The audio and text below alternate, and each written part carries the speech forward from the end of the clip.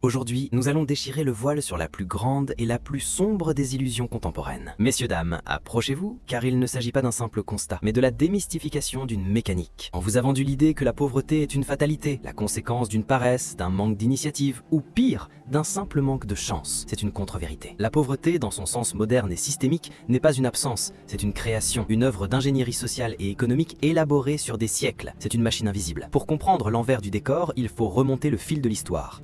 Prenez une nation riche, assise sur des gisements colossaux de terres rares, d'eau douce, d'or. Pourquoi demeure-t-elle souvent dans le dénuement? Parce que pendant des générations, des puissances ont compris qu'il ne suffit pas d'être riche pour dominer, il faut que les autres soient structurellement dépendants. On ne parle pas ici d'une simple inégalité, mais d'un déplacement forcé de valeur. Les siècles passés ont vu l'extraction violente des ressources. Aujourd'hui, l'extraction est plus subtile. Elle est monétaire et contractuelle. Elle s'appelle la dette, le libre-échange asymétrique, les taux d'intérêt ou les monopoles technologiques. Imaginez ce scénario. Un pays producteur d'une matière première essentielle pour nos téléphones. Il vend sa ressource brute à un prix dérisoire, fixé non pas sur place, mais dans des bourses lointaines, où il n'a aucun pouvoir. La valeur est créée ailleurs, transformée, manufacturée, emballée, puis revendue 100, voire 1000 fois plus cher à travers le monde. Le système ne s'arrête pas là. On impose ensuite des règles, des prêts assortis de conditions drastiques, souvent appelés ajustements structurels, qui exigent la privatisation des services publics, santé, éducation, énergie. L'État, déjà faible, est contraint de démanteler ses filets de sécurité. Résultat, la population se retrouve à la merci du marché,